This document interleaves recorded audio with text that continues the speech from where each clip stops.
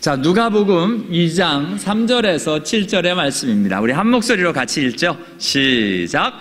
모든 사람이 호적하러 각각 고향으로 돌아가매 요셉도 다윗의 집 족속이므로 갈릴리 바닥 나사렛 유대를 향하여 베들레헴이라 하는 다윗의 동네로 그 약혼한 마리아와 함께 호적하러 올라가니 마리아가 이미 잉태하였더라. 거기 있을 그때에 해산할 날이 차서 첫 아들을 낳아 강보로 싸서 구유에 누였으니 이는 여관에 있을 곳이 없음이로라. 아멘.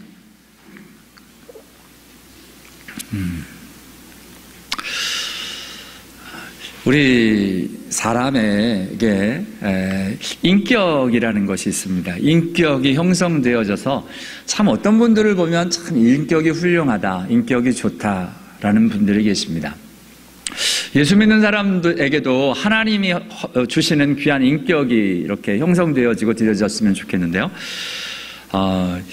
인격 형성의 가장 파운데이션이 되는 게 뭘까요? 제일 먼저 생기는 것, 인격의 맨 처음에 형성될 때 생기는 게 뭘까? 이렇게 질문하면 사실 되게 어려워요. 그죠? 그러니까 저는 답을 알고 이걸 얘기를 하니까 쉬운데 갑자기 생각하려면 이제 어려워요. 그죠? 근데 한번 생각해 보죠. 우리 인격에 제일 먼저 형성돼야 할 게 뭘까요? 여러분은 어떻게 생각하세요? 무엇이 우리 인격에 제일 먼저 형성돼져야 될까요? 신디. 고개를 don't shake at me. 고개를 흔드셨어요? 네? 환경을 통해서. 그러니까 인격 형성, 우리 안에 있어야 될 것들, 지금 사랑이라는 이야기도 나오셨는데요.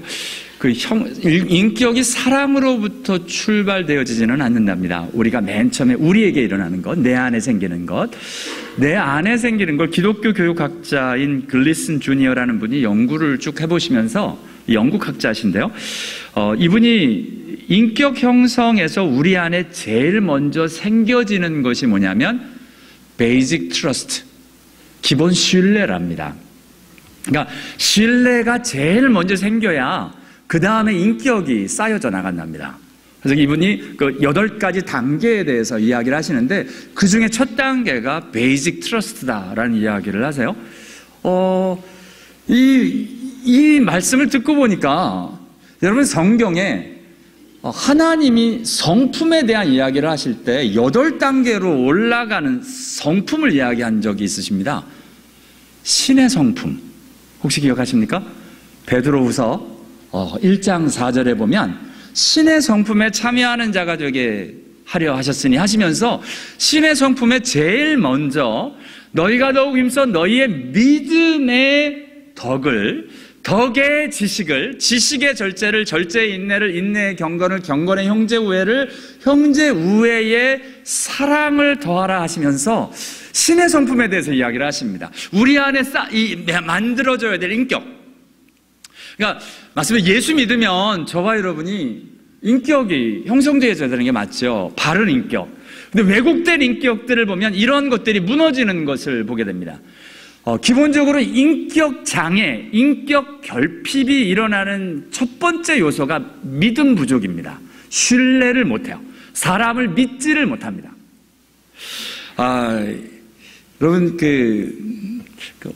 어떤 분이 이런 예화를 드셨던데요. 진짜 있었는 건지 이분이 맞는 건지는 잘 모르겠어요. 근데 한국의 종로에 큰 부자가 있었답니다. 그 부자가 8살 난 외아들을 남기고 그만 세상을 떠나는 일들이 있었답니다. 떠나기 전에 8살 난 아들을 붙잡고 아이에게 얘기를 합니다. 절대로 아무도 믿지 마라. 그러면서 이런 말을 남겼답니다. 너를 가까이 하는 사람은 다 내 재산이 욕심나서 접근하는 사람이니 절대로 사람을 믿어서는 안 된다 하는 유언을 남기고는 그만 세상을 떠나셨습니다. 근데 참 불행하게 이 아들이 이 유언을 붙잡고 살았답니다. 그래서 진짜 돌아가실 때까지 재산을 불리고 늘려서 어마어마한 이 부자가 되셨는데 정작 가족도 잃고 아무도 자기를 돌아보지 않는 외로움 가운데 인생을 마쳤다는 겁니다. 왜요? 아무도 믿질 않았기 때문에 그렇습니다. 심지어는 아내도 믿지 못해서 아내에게 재산 공개도 하지 않았습니다. 자녀도 믿지 못해서 그만 재산에 대해서 변호사에게 다 맡기고 했는데, 결국 우리 지난주 박지원 목사님 말씀하신 것처럼 본인은 구두쇠같이 악착같이 가난한 부자인데 가난하게 살았어요. 정말 버스, 그 부자가 택시 한 번을 안 탔답니다. 그런데 안타깝게 그의 마지막은 너무 비참한 모습으로 맞았다라고 이야기 되어지고 있습니다. 여러분, 우리 한국말 속담에 믿는 도끼에 발등 찍힌다는 말이 있습니다. 여러분, 근데 그 속담 동의를 좀 하시죠? 그러니까 웬만하면 그래, 믿는 도끼에 발등 찍혀. 이 속담이 사실은 저와 여러분에게 동의가 되어질 만한 겁니다. 왜냐하면 우리 인생을 살다 보면 사람을 믿었다가 그만 발등이 자꾸 찍혀가지고 도무지 이제는 사람을 못 믿을 것 같은 생각이 들기 때문에 그렇습니다. 이 속담이 틀린 것만은 아닌데 또한 맞는 것은 아닙니다. 왜냐하면 발등을 찍어요. 그러나 모든 사람이 내 발등을 찍은 건 아닙니다.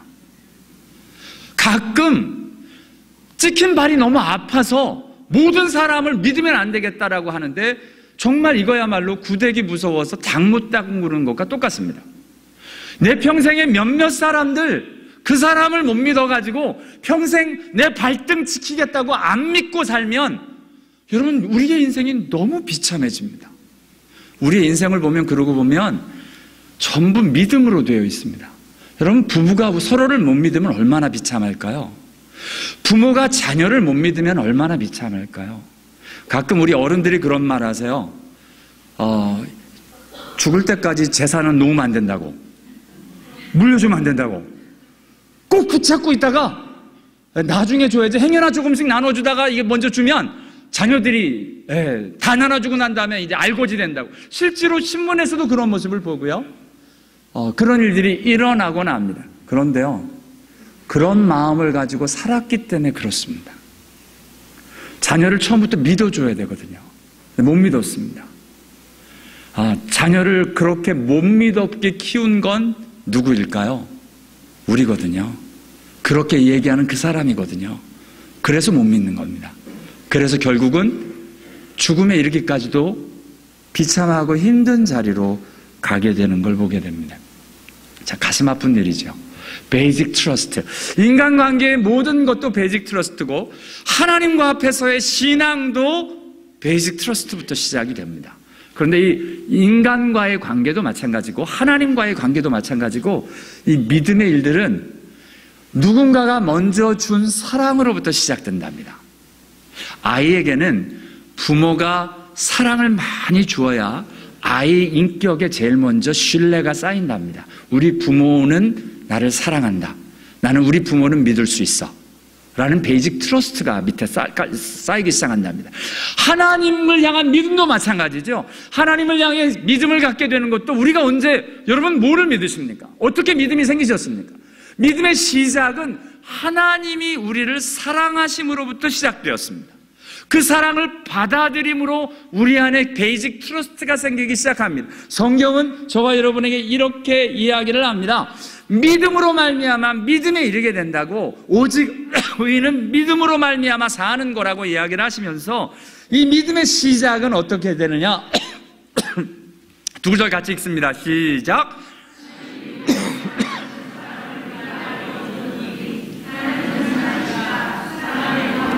하나님 안에 거하고 하나님도 그의 안에 거하시느니라. 그가 우리를 위하여 목숨을 버리셨으니 우리가 이로써 사랑을 알고 우리도 형제를 위하여 목숨을 버리는 것이 마땅하니라. 아멘. 여러분, 하나님이 사랑을 먼저 하십니다. 그래서 우리가 하나님을 믿을 만한 거예요. 이번에 그 세례 교육에서도 계속 말씀을, 그런 이야기를 같이 나눴습니다. 여러분, 믿으십시오 해도 안 믿어져요. 뭐가 안 깨달아지면? 하나님의 사랑이 안 깨달아지면. 하나님이 나를 위해서 어떤 사랑을 베푸셨는지를 깨닫는 순간, 그 그 하나님이 정말 믿을만하다는 것을 알게 됩니다. 그 믿을만한 분이 누구냐? 세상에 우리를 위해서 목숨을 먼저 내놓을 만큼 사랑하셨다는 거예요. 저와 여러분을 위해서 목숨을 내놓는 하나님의 사랑, 그 목숨을 내어놓는 그 하나님의 사랑을 알고 나면 믿음의 일들이 일어나기 시작한다는 겁니다. 그 하나님을 믿는 거랍니다. 그 하나님을 믿으면 하나님의 사랑이 그 사랑 안에 거하는 자, 그 믿는 사람 안에 그 하나님의 사랑이 들어와서 하나님의 사랑이 거하고 하나님이 그 안에 거하게 된다는 겁니다. 하나님은 우리 안에 믿음이라는 문을 통해서 열어드리면 사랑으로 들어오십니다. 그래서 저와 여러분 안에 계신 하나님은 사랑의 하나님이십니다. 그 사랑의 하나님을 우리가 믿는 거고, 그렇게 되어진 결과가 사랑을 할 줄 아는 사람이 되는 겁니다.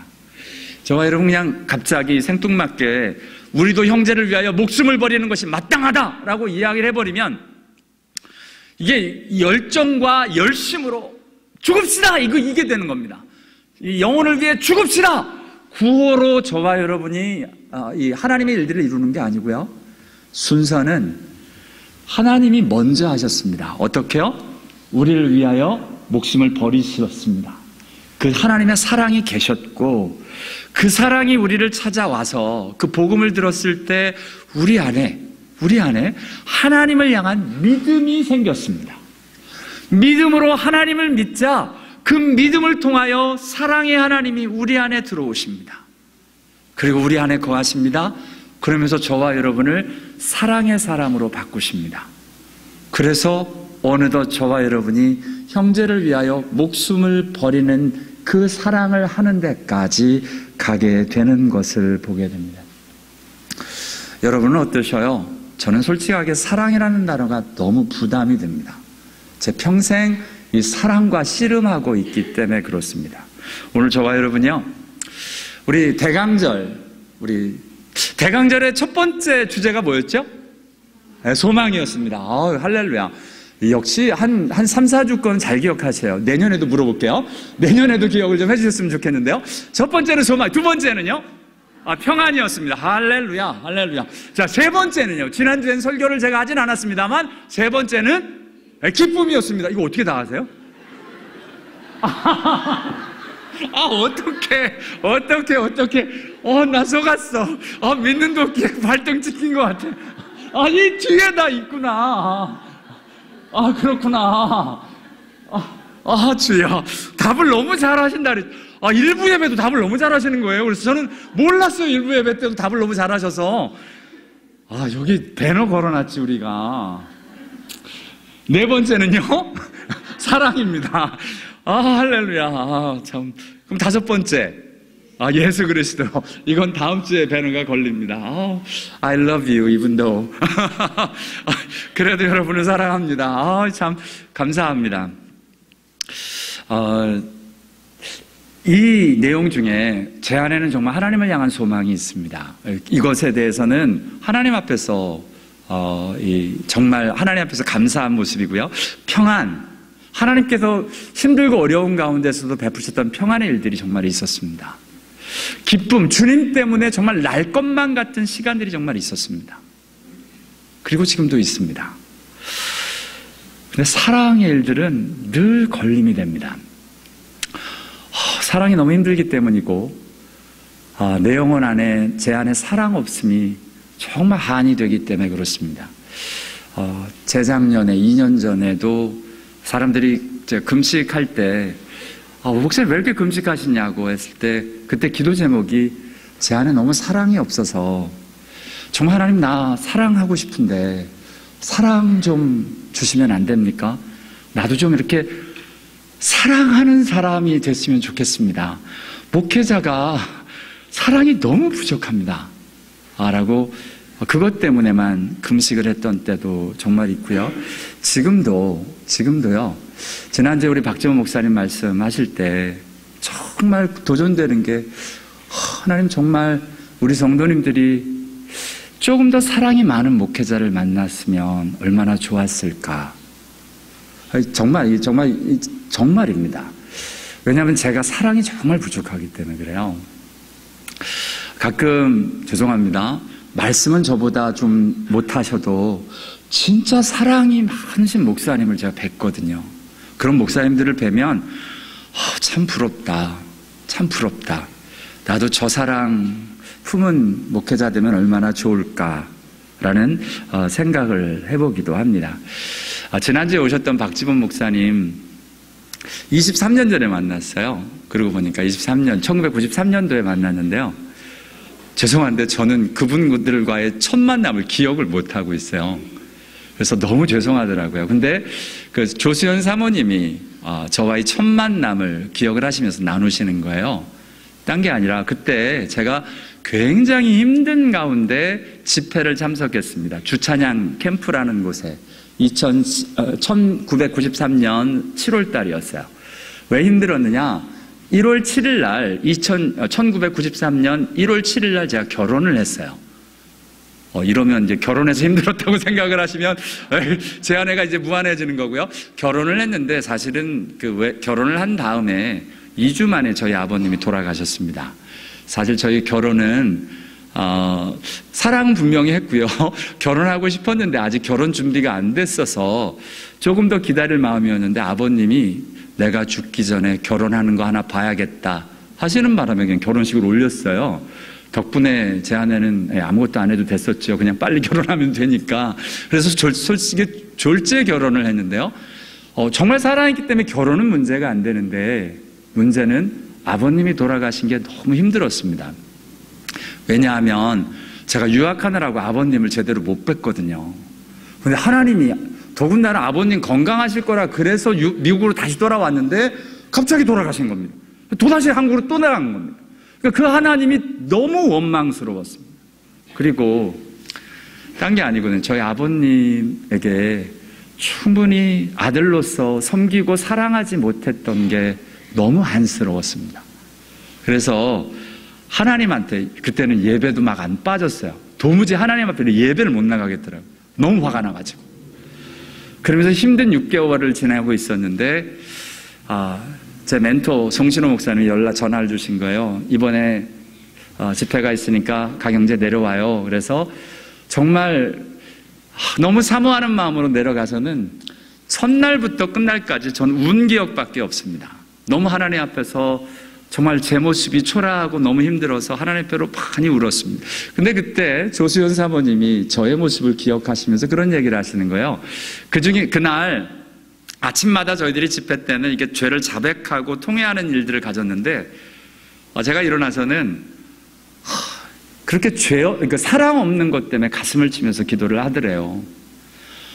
야, 그 얘기를 이번에 처음 들으면서 딴 게 아니라 23년 전이나 지금이나 사랑 없음에 이렇게 안쓰러운데 하나님 저 은퇴할 때까지는 사랑의 사람이 좀 될 수 있을까요?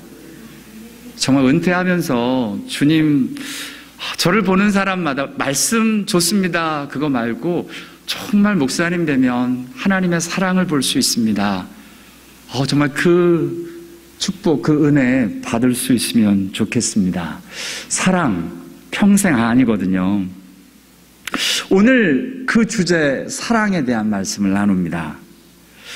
이 사랑은 저와 여러분의 것이 아니에요. 그냥 성격이 좋아서 나누기 좋아해서 그 사랑 이상의 일들입니다. 요한일서 4장 9절에 하나님의 사랑이다라고 이야기합니다. 하나님의 사랑이 우리에게 이렇게 나타난 바 되었으니 하나님이 자기의 독생자를 세상에 보내심은 이로 말미암아 우리를 살리려 하심이라. 여러분 하나님의 사랑은 그래서 살리는 역사를 이루는 사랑인 거야. 아무리 내가 잘해주고 이러는 게 아니라 이런 이상으로 생명의 일들이 일어나게 하는 사랑이라는 겁니다. 요한일서 4장 9절은 저와 여러분이 잘 아는 요한복음 3장 16절과 똑같은 구절이에요. 하나님이 세상을 이처럼 사랑하사 독생자를 주셨으니 이는 저를 믿는 자마다 멸망치 않고 영생을 얻게 하려 하심이라 하시는 주님의 요한복음 3장 16절의 말씀이 그대로 담겨져 있는 말씀입니다. 하나님의 사랑. 그러면서 오늘 저와 여러분이 집중하고 보고 싶은 말씀은요. 여러분, 사랑을 받는 게 먼저입니까? 사랑을 하는 게 먼저입니까? 동시에 일어나나요? 근데 우리는 사랑을 받는 게 먼저잖아요.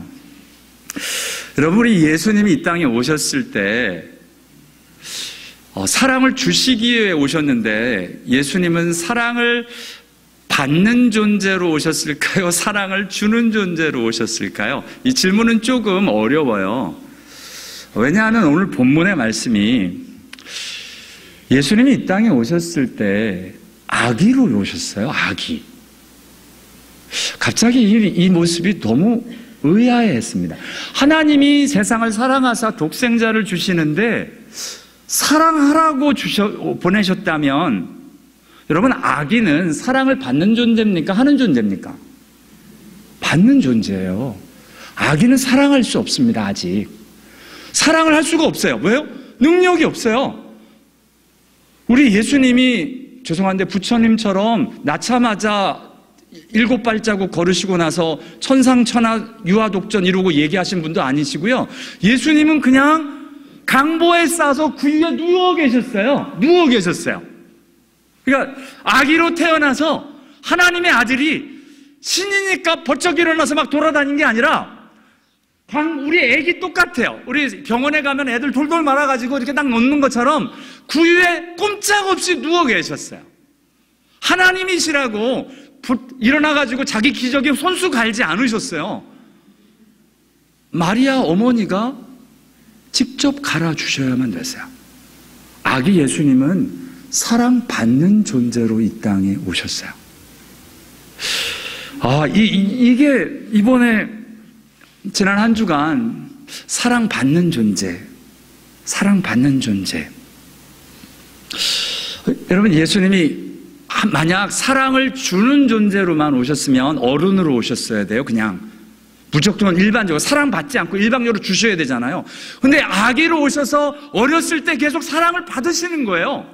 언제까지? 공생의 십자가에 달려 돌아가실 때까지도 예수님이 계속 사랑을 받으셔요. 사랑을 받는 존재로 계속 나오고 있는 걸 보게 됩니다. 여러분, 지금 지금 상황이 참 안타까워요. 여러분, 우리 부모님들이 가능한 한 제일 좋은 거, 대단한 거 주고 싶어 하잖아요. 요즘은 이번에도 오늘 아침도 그 유아 세례 줬는데요. 유아 세례 공교육을 하는데 요즘 아이들은 유모차가 리무진이야. 바퀴가 이만씩 하고요. 묵직하니 쭉 하고 가요. 죄송합니다. 우리 저보다 더 어른 때는 그런 것도 없었지만 저 애 키울 때 바퀴가 요만했거든요. 그리고 가벼워갖고 달랑달랑 거렸습니다. 애기 하고 하는데 이게 애가 별로 편안해 보이지도 않았습니다. 근데 요즘은 와, 정말 리무진이야. 애들 용품이 얼마나 좋은지 모릅니다. 제가 요즘 이렇게 애들 키우는 거 젖병을 봐도 와, 젖병 되게 신기하대. 별게 다 있어요. 우리보다 저희 때부터 그나마 그래도 일회용 기저귀 쓰고 막 이랬거든요. 우리 어른들은 맨날 빠셨잖아요. 힘들고 어렵지만 그 와중에도 제일 좋은 걸로 해주려고 애를 쓰셨어요, 부모님들이. 그런데 여러분, 애기는 리무진 유모차를 끌고 가든 포대기에 등에 업히든 애기는 뭐가 좋을까요?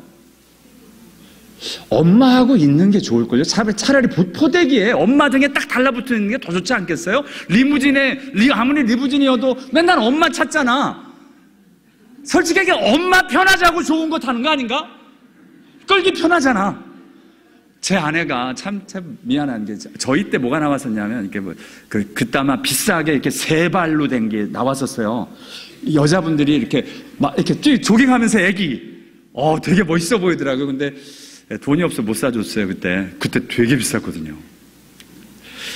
근데 아마 돈 있으면 다 사줬을 거예요. 부모는 다 해주고 싶은데, 아이랑은 사실은 상관없어요. 아이에게 제일 필요한 건 뭐예요? 엄마 아빠의 사랑이에요. 품에 안아주는 걸 더 원하고요. 함께 있는 거 원해요. 근데 우리는 저 맨날 어떻게 예수를 구유에 눕히냐, 하나님도 참 대단하시다. 그 가난하고 이제 낮고 천한국까지 오시고, 특별히 이 부모가 돈이 없었어요. 마리아하고 요셉이. 어떻게 알아요? 돈이 없었는지? 성경에 보니까 예수님 나가지고 이제 하나님 앞으로 처음으로 보여드리고 제사할 때 레위기에 보면 어린 양 바치기에 힘이 미치지 못하면, 양 한 마리 드릴 돈이 없으면 하나님이 산비둘기나 집비둘기 새끼 2마리를 가져다가 제사하도록 가난한 사람들을 위해서 배려해 놓으셨어요. 산비둘기는 가서 잡아오면 되거든요. 산비둘기잖아. 잡아오면 되잖아요. 정 돈 없으면. 근데 마리아가 산비둘기 드려요. 산비둘기나 집비둘기 새끼로 제사하려고. 가난한 집안이었어요. 그런데요, 하나님은 이게 놀라운 거예요. 가난한 곳에 보내셨다? 여러분, 가난한 곳에 보내신 게 중요한 게 아니라, 나름대로 여러분, 오늘 본문에 봐도 영안에 있을 곳이 없습니다. 여러분, 돈이 있고 능력이 있고 백이 있으면 방이 없어도 만들어냅니다. 저는 저희 아버님을 뵙고, 우리 아버님이 참 재주가 좋으셨어요. 갑자기 이렇게 바쁘신 분이라 갑자기 있다가 가자! 그러면 이제 여행 떠나는 거예요. 무조건 집안이 가는데, 예약이고 이런 게 어디 있어요. 가서 그 휴가철에 방이 하나도 없는데도 우리 아버님 맨날 저는 대단하다 싶었어요. 방을 만들어 내세요. 어디서 방을 만들어 내시는지, 심지어는 주인을 내쫓고 거기 안에 들어가시더라고요. 그래서 어떻게 하셨어요? 그러니까 다 하는 수가 있어. 그러시고는 1월 1일 날 새해가 되면 여러분 이제 영화 보러 가거든요. 그러면 저희들은 줄 서 있잖아요. 그럼 줄 서 있으면 아버님이 딱 오셔서는 나와, 가자. 그럼 들어가는 거예요. 안표 사셨어요. 그러니까 아버님은 뭔가 하면 대책을 다 만들어가지고 일들을 하시는 거예요. 우리 아버님은 능력이 좀 있으셨어요. 근데 안타깝게 이 마리아와 요셉은 능력이 없어요. 그래서 여관에서도 이 방을 못 찾았어요. 구유에 누우셨대요. 그러면 예수님이 불행하셨을까요? 예수님의 어린 시절이 불행하셨을까요? 없고 가난했기 때문에? 아니요. 성경은 이렇게 이야기합니다. 두 구절 같이 읽죠. 시작. 아기가 자라며 강하여지고 지혜가 충만하며 하나님의 은혜가 그의 위에 있더라. 예수는 지혜와 키가 자라가며 하나님과 사람에게 더욱 사랑스러워 가시더라. 아멘. 여러분, 우리 예수님의 이 어린 시절은 은혜가 충만하고 사랑이 충만한 유년 시기를 보냈다는 거예요. 가난해도, 여러분, 옛날에는 장난감 없어도 막대기 하나만 있어도 잘 놀았습니다. 좋은 장난감이 있어야 좋은 인격, 행복한 게 아니고요. 사랑을 받아야 행복하고 정말 건강한 인격, 그게 형성되는 겁니다. 하나님은 예수님께, 당신의 아들께 가장 좋은 걸로 주셨어요. 뭐요? 돈 아니고요. 좋은 리무지 같은 유모차 아니고요. 사랑을 잔뜩 주셨어요. 은혜를 잔뜩 받게 하셨어요. 예수님이 그렇게 잘하셨대요. 그 모습을 보면서 여러분, 이번에는 아기로 오신 예수님이 사랑받는 존재, 예수님을 사랑받도록 하신 성탄의 일들을 이야기하면서 정말 사랑받으시는 예수님에 대해서 생각하고 묵상하게 됩니다. 왜냐? 여러분, 사랑받는 게 쉬울까요? 사랑하는 게 쉬울까요? 사랑을 주는 게 쉬울까요? 사랑을 받는 게 쉬울까요? 여러분, 사랑받는 거 되게 어렵습니다. 사랑받으려면 사랑받을 짓을 해야 돼요. 그리고 사랑받게끔 해야 돼요. 그냥 사랑이 가질 않습니다. 여러분, 사랑받는 사람들은 사랑받게 해요. 정말 미안한데 맨날 밉게 행동을 하면 미움을 받아요. 물론 그렇게 미흡도록 행동을 해도 사랑하는 귀한 일들이 있어서 그 사람을 변화시키는 일들은 있지만, 기본적으로, 일반적으로. 여러분, 저희 교회에 하여튼 저만 나가면 저는 참 어렸을 때부터 제가 상처가 있거든요. 죄송한데 이쁜 것들은 저한테 눈길을 안 줬어요. 그런데 그거랑 상관없이 저만 나가면 저를 허그해주는 아이 몇이 있어요. 이 얼굴이 이쁘고 뭐고 상관없이요. 걔네들만 보면 제가 찾아요. 그리고선 제가 딱 기다려요. 걔네들이 막 달려와서 품에 안겨요. 그럼 너무 행복하고 좋은 거예요. 걔네들은 얼굴이 이뻐서가 아니고요. 사랑받을 짓을 해요. 여러분, 사랑받는 모습들. 예수님이요, 사랑받도록 하나님이 은혜를 베푸시고 사랑받는 일을 하셨대요. 어떻게 사랑을 받으셨냐고요? 성경에 보니까 이러신 거예요. 여러분, 예수님이 12살 되었을 때 예루살렘에 올라가서 선생님들하고 앉아있는데, 랍비들하고, 여러분, 선생님들한테 제일 귀한 학생은 뭐냐? 가르칠 때 듣는 학생입니다. 막 눈을 쫄깃쫄깃하고 들으면 기분 좋아요. 선생님들한테는 최고의 학생입니다. 여러분, 근데요, 선생님들이 앉아있는데 듣기도 하시고 심지어는 질문도 해요. 선생님, 이건 뭐예요? 라고. 이건 어떻게 생각하세요? 여러분, 선생님들에겐 최고의 학생입니다.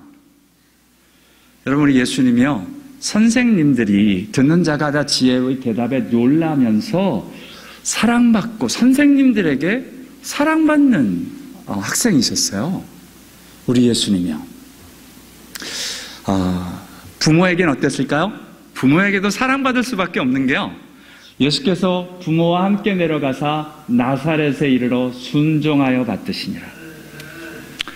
여러분, 우리 부모님이 12살 아이가 순종했대요. 제발 우리 애들이 좀 그랬으면 좋겠죠? 12살, 이 티네이저로 넘어가는 아주 힘든 시간입니다. 티네이저만 왜 애들이 이상해지나 몰라. 영어로 이게 틴만 들어가면 이상해집니다. 근데 12살에 부모님께 순종하여 받드셨대요. 여러분, 부모님한테 사랑받는 아들이셨습니다. 이러기에 여러분, 맞습니다. 하나님이 은혜 베푸셨어요. 하나님과 사람에게 더욱 사랑스러워 가시더라. 자라면서 애기는 그냥 아이고 이쁘다 그러는데, 애기 때는 다 이쁘잖아요. 다 이쁜데 이분이 자라면서 사랑을 받으면서 자라시는 거예요. 사람들이 이분을 사랑할 수밖에 없게 만드시는 거예요. 예수님이 그러셨던 분이라는 거예요. 그러면서 생각해 봤습니다. 여러분, 우리 예수 믿는 사람인 저와 여러분이, 우리가 예수 믿었으니까 사랑해야 한다라고 이야기를 하고, 서로 사랑하라 하면 사랑할 것에 대해서 이야기를 참 많이 해오고 했는데요, 저도 생각을 해본 거예요. 그러고 보니까 내가 사랑받을 사람인가? 사랑받을 만한 사람인가? 라는 생각을 해보기 시작을 하는 거예요. 물론 저와 여러분은 사랑받을 자격이 없는 사람이지만 예수님을 알고 예수의 사랑이 들어왔잖아요. 아까 말씀한 대로 하나님의 사랑이 우리 가운데 들어왔잖아요. 그러면 우리가 하나님의 사랑을 받은 사람처럼 변해서 우리도 사랑받는 자처럼, 사랑받을 자처럼, 사랑받는 사람처럼 하나님 앞으로 드려져서 우리 주위에 있는 사람들이 저와 여러분을 사랑할 수 있는 은혜가 있게 되기를 원합니다.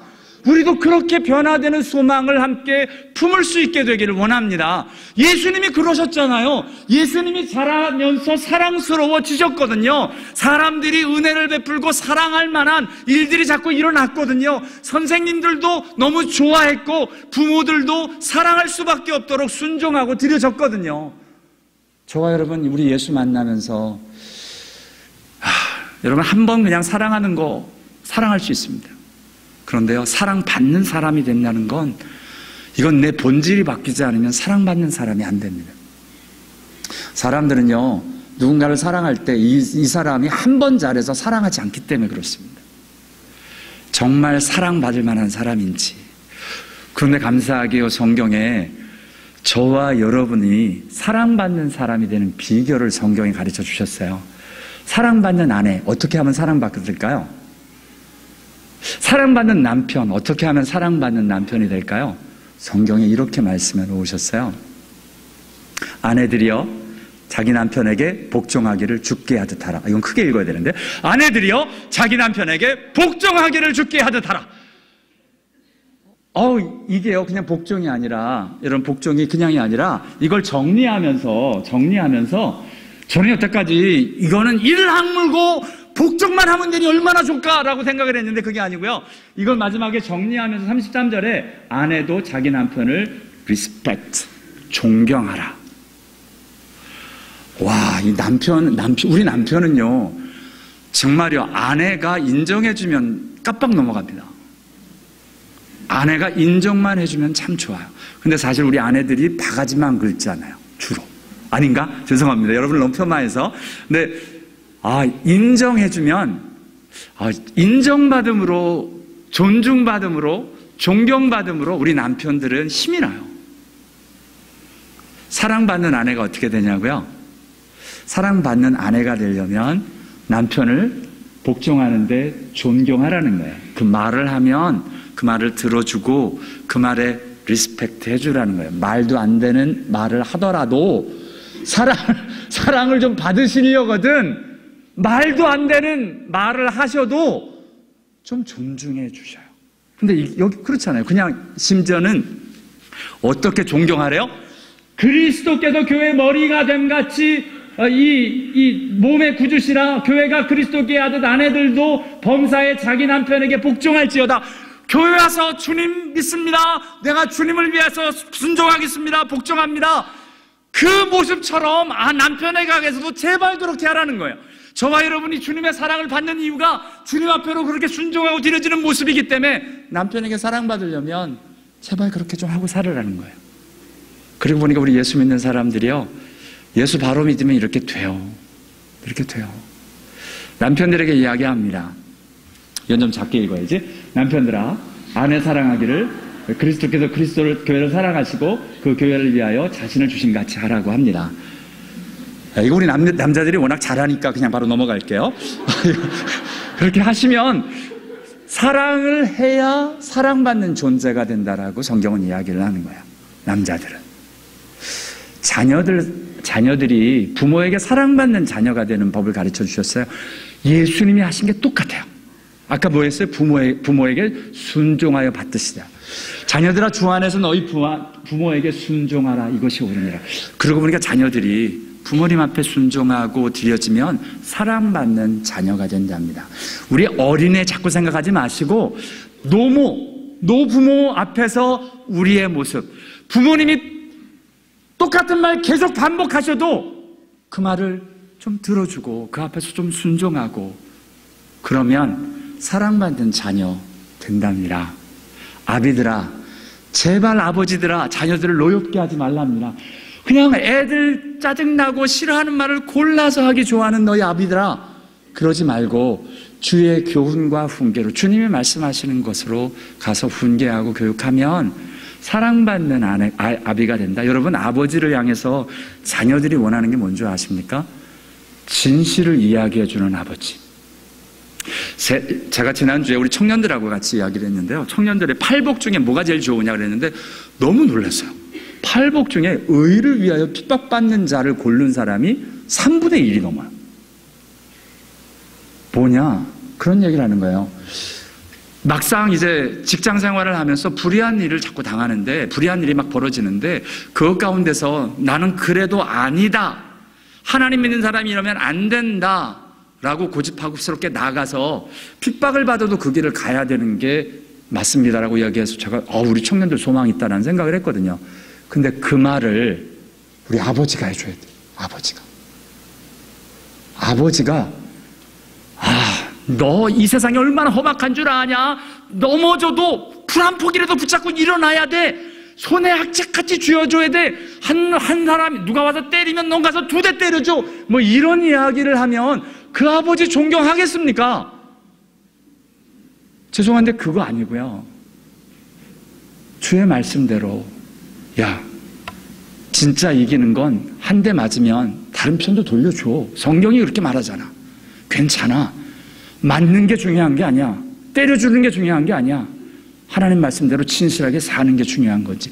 와, 이러면 자녀들이 깜빡 넘어가지 않겠습니까? 하나님 아버지 앞에서 사랑받는 자녀, 사랑받는 아버지가 되는, 사랑받는 종업원 되는 것, 성실한 마음으로 육체의 상전에게 순종하기를 그리스도께 하소서. 여러분, 성실하게 일하는 이 종업원들, 일하시는 분들을 사장님에게 사랑받게 되어 있습니다. 사랑받게 되어 있습니다. 더 긴 얘기 안 하겠습니다. 상전들아, 위협을 그치라.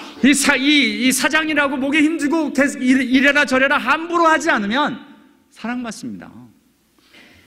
성경이 하는 방법이 있습니다. 사랑받는 방법. 지금 사랑받는 가정 안에서의 일들, 사랑받는 직장에서의 일들을 성경은 그대로 이야기합니다. 이렇게 하면 사랑받는다는 겁니다. 성경에요, 사랑받는다라는 표현이 제가 그냥 하는 게 아니라 성경에 나와요. 두기고라는 분이 도대체 어떻게 사셨는지 모르지만 사랑을 받는 형제랍니다. 사도 바울이 두기고는 골로새서에서도 그렇게 소개가 돼요. 두기고, 사랑받는 형제. 도대체 이 두기고가 누구신지 두시세요. 저희 교회도 두시 있나? 네. 여러분, 두기고 이분이요, 사랑받는 형제였대요.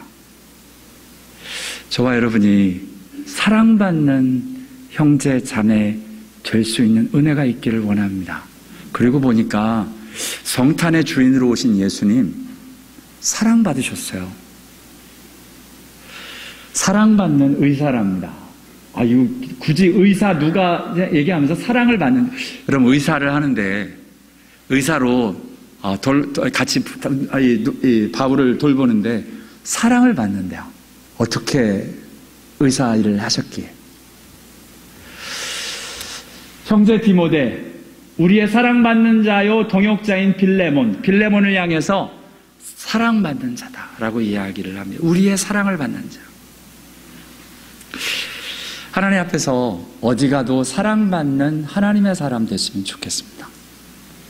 저와 여러분이 직장에서도, 가정에서도, 교회에서도 사랑받는 하나님의 사람으로 정말 우리의 수준을, 나 사랑해줘 하는 그 이기적인 거 말고요, 진짜 사랑받는 방법, 여기도 얘기했죠. 성실하고 순종하고 리스펙트하고 사랑하고 해서 진짜 사랑받는 하나님의 사람. 예수님을 저와 여러분이 사랑하시잖아요. 예수님은 사랑받을, 죄송한데요, 짓을 하셨어요. 어떻게 해요? 당신의 목숨을 십자가에 내놓을까지 당신을 다 드렸거든요. 그래서 주님은 사랑받으시는 분이세요. 저와 여러분의, 우리 예수 믿는 사람들이 이렇게 사랑받는 사람으로 드려지는 은혜가 있게 되기를 원합니다. 기도하겠습니다.